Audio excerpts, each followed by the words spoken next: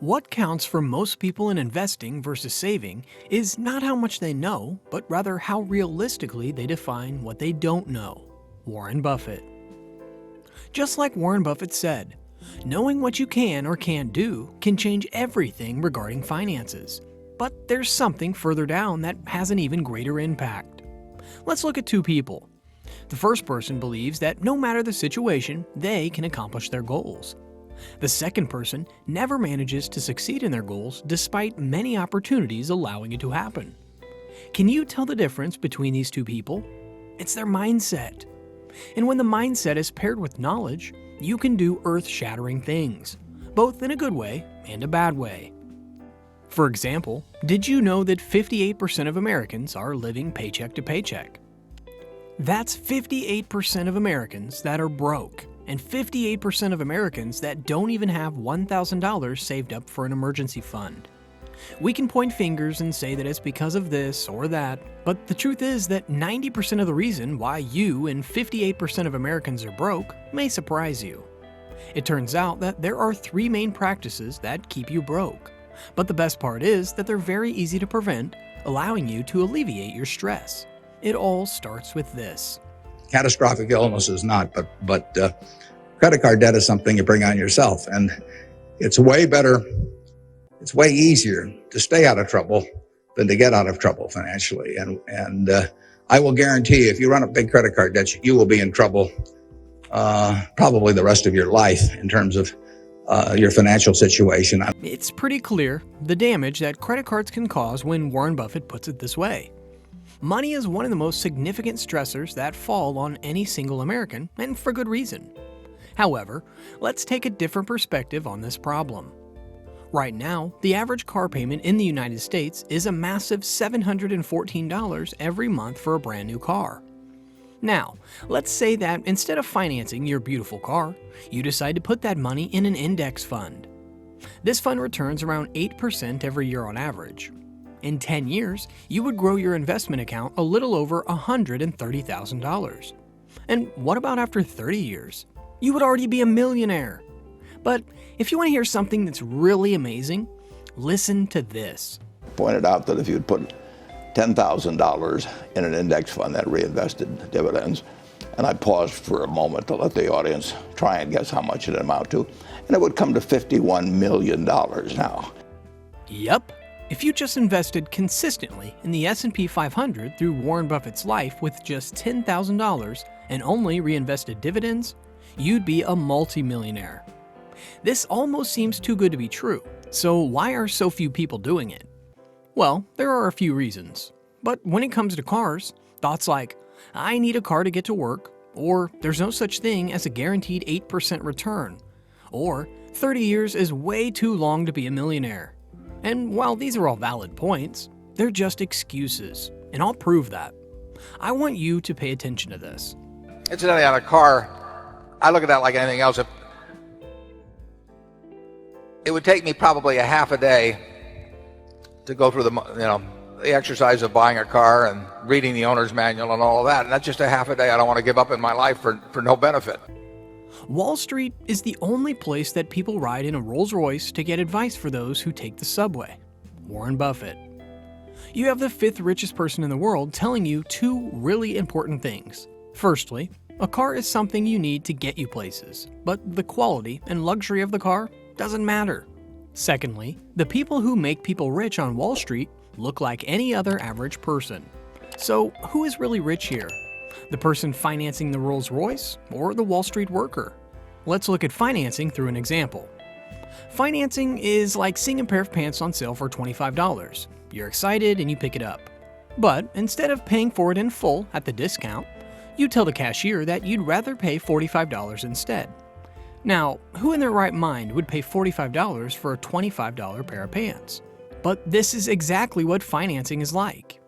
You pay way more for the item than the advertised price. But the catch is that it's done over time, so you don't realize it. If we go back to our car example, your car may be worth $25,000, but you end up paying $51,000 due to financing.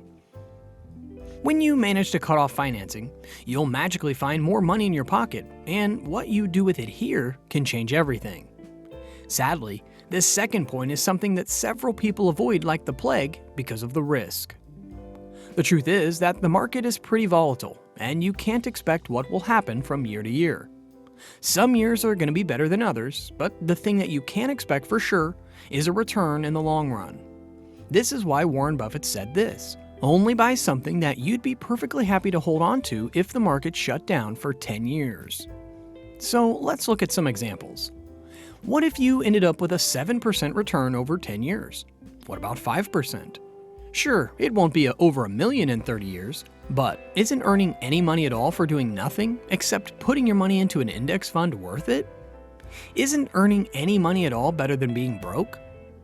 Funnily enough, it turns out that humans have many biases, and one of these biases is the need to be right. So, when we hear words like risk or not having a guaranteed return, we run away from it. This fear causes you to lose more money than you could make. Now, some of you may be convinced to try and invest, and that's great. However, there are some people who are afraid to invest due to not wanting to wait a long and grueling 30 years to become a millionaire. And that's okay.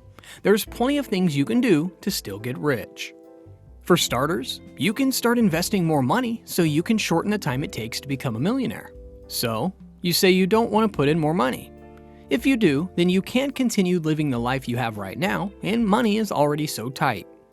Okay, well then why don't you free up an hour or two of your day so you can start working on a side hustle like driving for Uber or creating a small passive income business?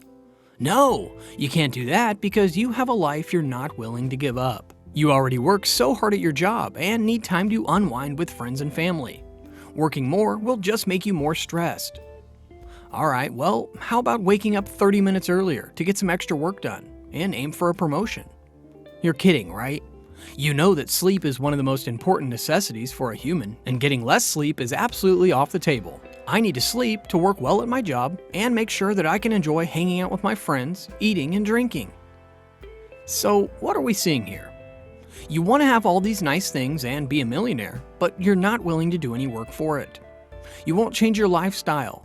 You won't put in extra work or take the risk to do something worthwhile with your money because there are only two options. Either become a millionaire by the end of the year or stay broke forever. Funnily enough, this is how most people feel, and it's only getting worse thanks to the instant gratification social media is providing. Here's the cold hard truth. There's no quick and easy way to get rich. Keep things simple and don't swing for the fences. When promised quick profits, respond with a quick no. Warren Buffett. There are plenty of gurus who say that getting rich is easy and you can do it within just a few months. But that's simply not true. Unfortunately, these people prey on hope and monetize it. Investing or building in a business are slow endeavors that can take time and hard work.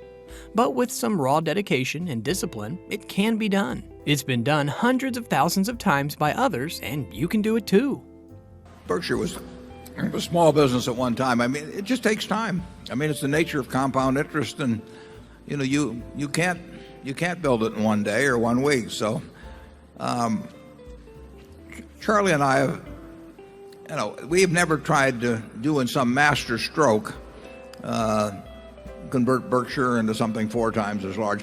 Of course, if you want to take the quick road, you can buy lottery tickets. With this path, you have a 1 in 292.2 million chance of winning.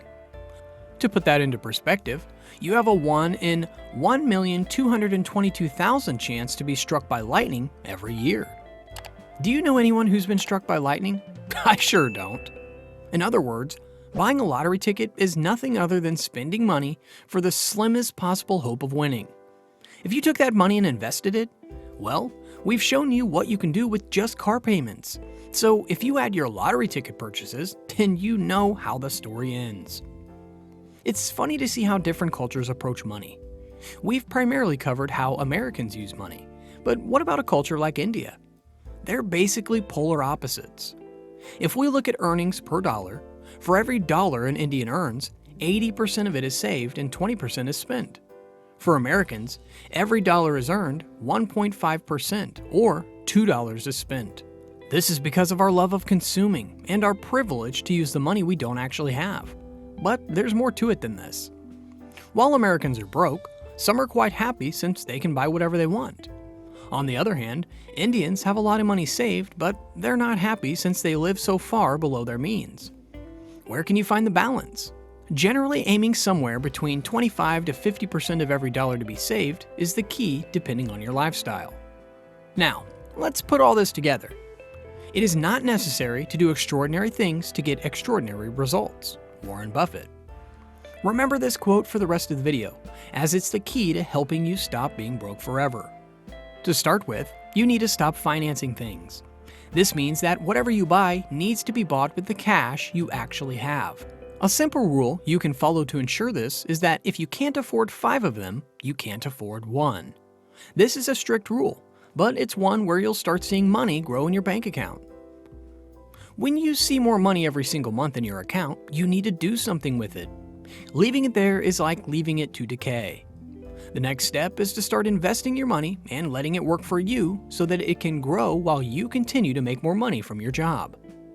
At this point, you're seeing your money grow, but you want it to grow faster.